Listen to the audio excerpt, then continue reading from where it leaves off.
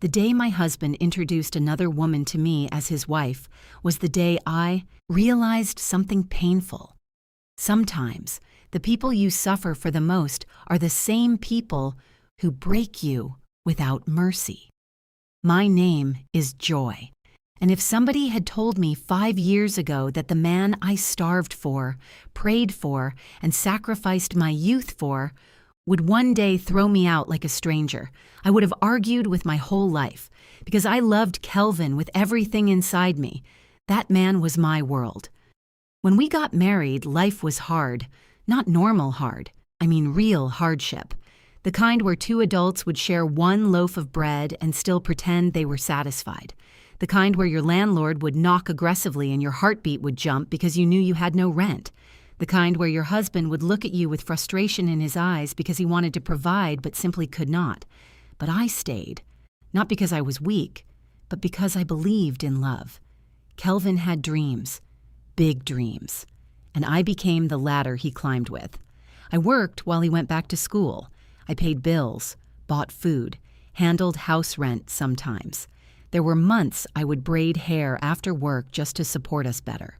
I sold my jewelry once so he could pay for a professional exam, and each time I helped him, he would hold my face gently and say, "Joy, one day I will make you proud." God help me. I believed him, and truly things later became better. Kelvin graduated, got a good job, money started entering. We moved into a beautiful apartment, bought new furniture. Life finally looked like the prayers we had prayed together on empty stomachs. But there was one problem. No child. 5 years of marriage. Nothing. At first, we encouraged each other. "God's time is the best," Kelvin would say while holding me, and I would smile and believe him. But slowly, something started changing. The smiles became fewer. The silence became longer. Family members started talking. Church women started giving me strange looks. Some people would touch my stomach while praying for me as if I was incomplete. Still, I held on, because at the end of the day, Kelvin was still my safe place, or so I thought. That evening, I came back from work exhausted. My legs were hurting badly. I dropped my handbag, changed my clothes, and sat down in the living room eating quietly. Then I heard Kelvin's car horn outside. Immediately, I smiled tiredly. My husband was home. I stood up slowly, ready to welcome him. But the moment the door opened, my entire world shifted. Kelvin walked in first, then behind him came a beautiful woman, light-skinned, curvy, young, and then my eyes dropped to her stomach. Pregnant. Not fully grown yet, but obvious enough. My smile disappeared immediately. I looked at Kelvin carefully. Something was wrong. Very wrong. His face was hard, cold, no smile, no warmth. Fear entered my chest instantly. Kelvin. Who is she? The woman looked away awkwardly. But Kelvin? Kelvin looked directly into my eyes and said calmly, "Joy, meet Cassandra." I waited for explanation. None came. Then he dropped the bomb casually like he was discussing weather. "She is my wife." For a moment, I honestly thought I heard wrong. "What?" My voice came out tiny. "This is Cassandra," he repeated. "My new wife." I started laughing nervously, not because it was funny, but because sometimes pain shocks your body before it breaks your heart. "Kelvin, stop this joke." "I'm not joking." The spoon fell from my hand immediately. My chest tightened badly. "Kelvin." Tears gathered in my eyes instantly. "After everything we've been through?" He sighed impatiently. "What do you expect me to do, Joy? Continue waiting forever?" I stared at him in disbelief. "We agreed to keep trying. We both did different tests, and they told us we're both fine." 5 years, he snapped. 5 years without a child. His voice echoed through the house.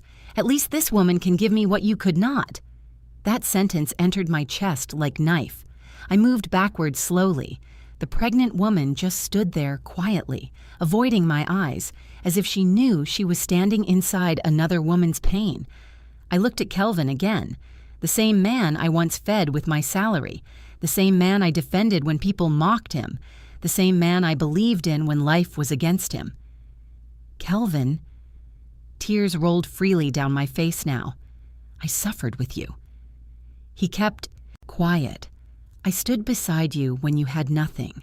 Silence. I trained you in school. Still silence. My voice broke completely. And this is how you repay me?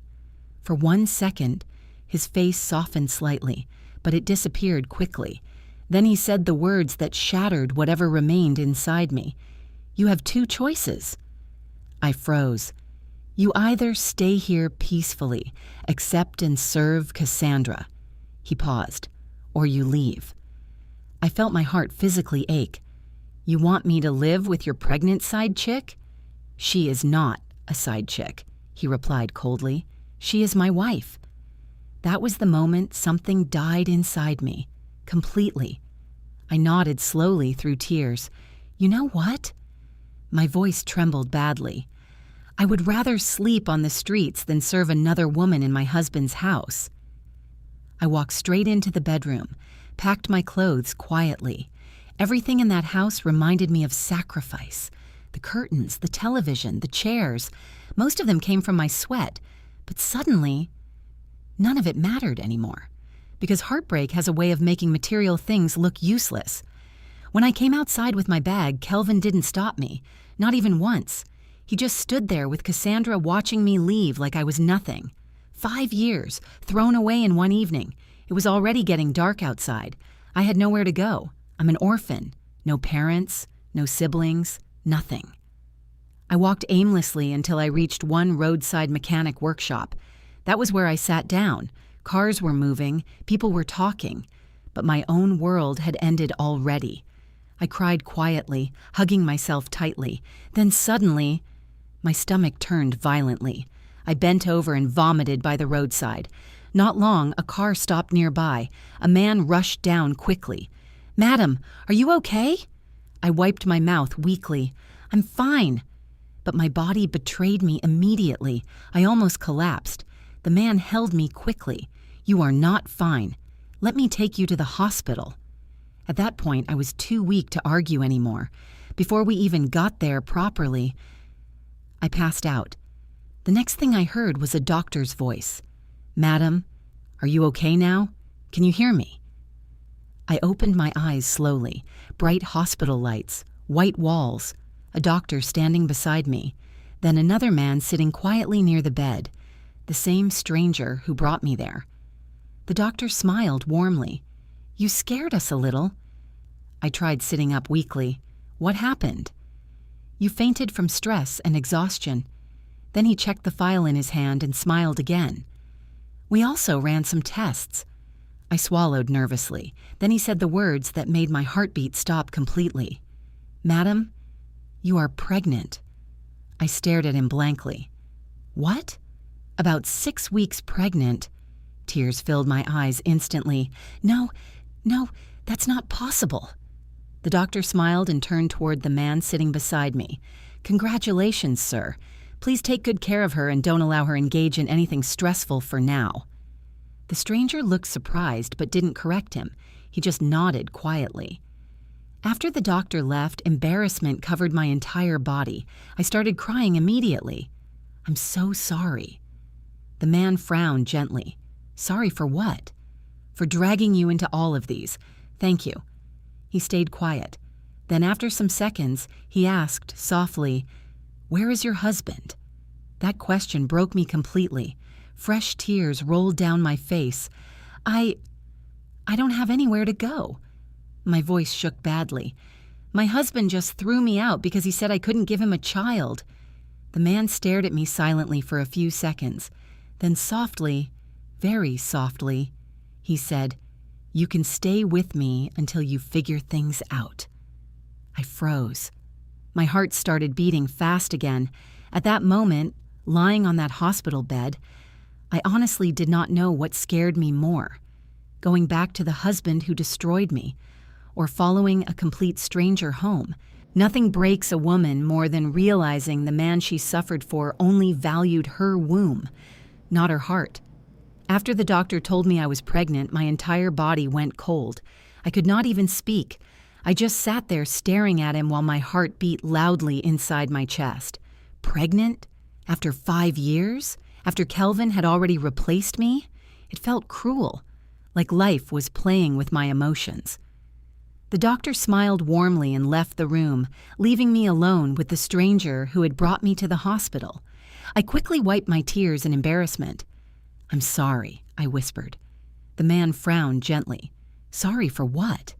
"For dragging you into my problems." He shook his head slowly. "You don't need to apologize." Then after a brief silence, he asked softly, "Would you like to tell your husband the good news?" That question pierced me deeply.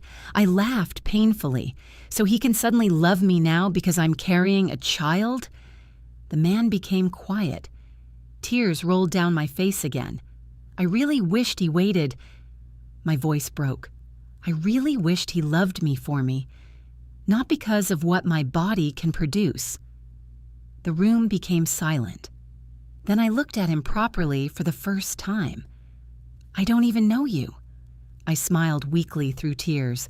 "And yet you brought me here safely, even when I was unconscious." His face softened.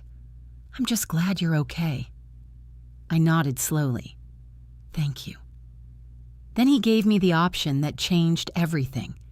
"You can stay at my place temporarily until you figure things out."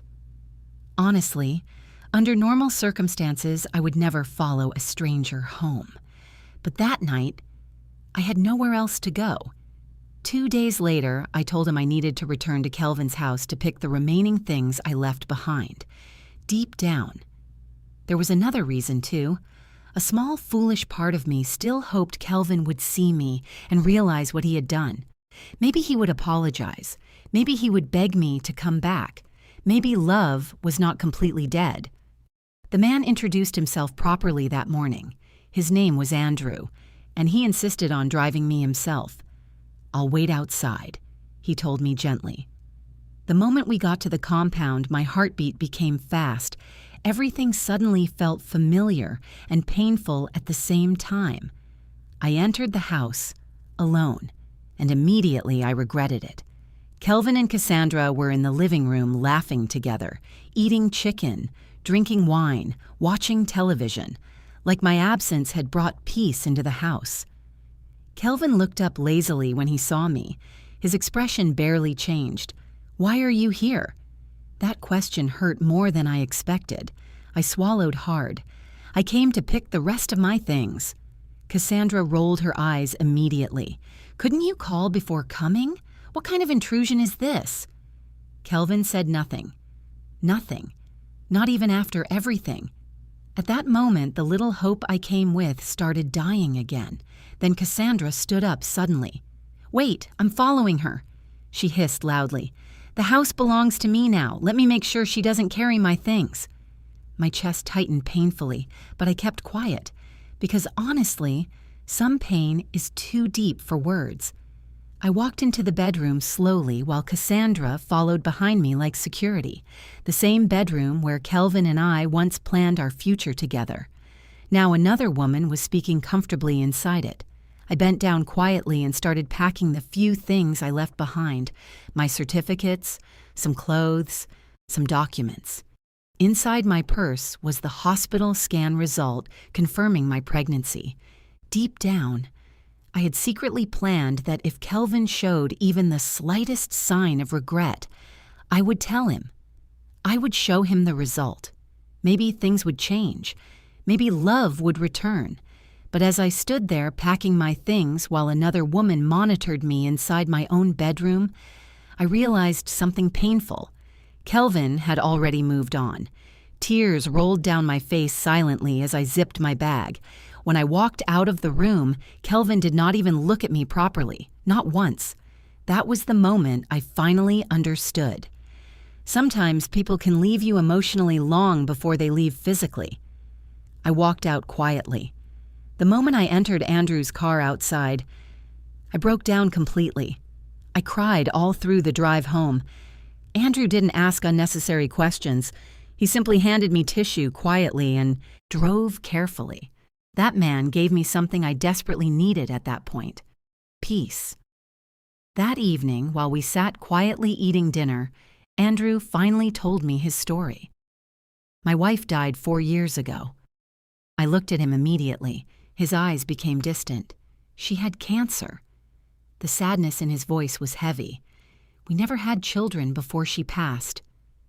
For the first time, I truly understood why he carried pain so gently, why he understood silence, why he understood broken people.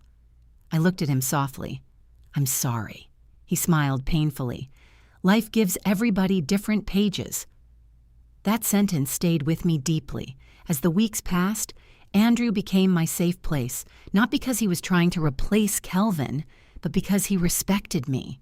He never crossed boundaries, never touched me wrongly, never took advantage of my vulnerability. On days I woke up emotional, he always somehow knew the right thing to say. On days my pregnancy cravings started, he would quietly come home with fruits or snacks, and somehow, without trying, he made me feel human again. Then one afternoon, about a month later, my phone rang unexpectedly. I looked at the screen. Kelvin. My heart skipped immediately. For a few seconds, I just stared at the phone ringing. Then finally, I answered. "Hello? Joy." His voice sounded desperate. "Where are you? Please, I need to see you." I frowned immediately. "Why?" "Please, I just need to talk to you." I became quiet. Then his voice cracked slightly. "I found something." My heart started beating faster. "What?" "I was cleaning the room when I found your hospital scan result." Silence. The date on it. His breathing became shaky. "It was the exact day you left the house." I closed my eyes immediately. "Joy." His voice broke now. "You were already pregnant." Tears entered my eyes instantly. "Please," he whispered. "Please forgive me." I laughed bitterly. "So now you suddenly want me back?" "Joy, please. What about Cassandra and your baby?" Silence. Then he spoke slowly. "We had a big fight." I frowned. "And?" "She admitted the pregnancy is not mine." My chest tightened immediately. "She said I cannot father a child." He sounded broken now. "But I know you, Joy." His voice became emotional. "I know you can never cheat on me." He swallowed hard. "That baby you're carrying is mine." I stayed quiet. Then he whispered, "Please come back home."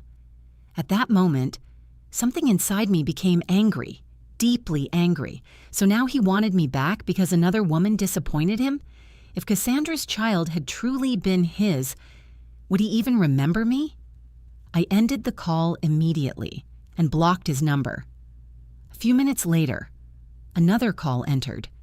His mother.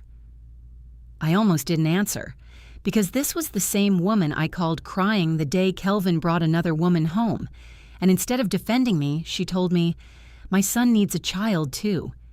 She told me she was the one who encouraged him to take another wife, so why was she calling me now? Still, I answered slowly. "My daughter." Her voice sounded emotional immediately. "Please forgive my son." I closed my eyes painfully. "Biko, forgive him." She started speaking Igbo emotionally. "Nwa em Biko, the child of the house should not stay outside." Tears entered my eyes instantly. Then I spoke quietly. "So now you know I can have children." Silence. "Mama, when I called you crying, you supported him." "My daughter, you wanted him to replace me." She started begging again. "Please come back home. All that is in the past now." I wiped my tears angrily. "No, Mama." My voice shook. "You people already threw me away once." Then I ended the call. At that exact moment, Andrew walked into the living room holding food. The moment he saw my face, he dropped everything immediately. Without asking questions, he simply came close and held me gently. And honestly, that moment broke me even more. Because sometimes, kindness can expose the places where you were deeply unloved. I cried quietly against his chest while different thoughts ran through my mind. Was it already too late for Kelvin? Should I forgive him? Or should I finally let go of the life that once broke me?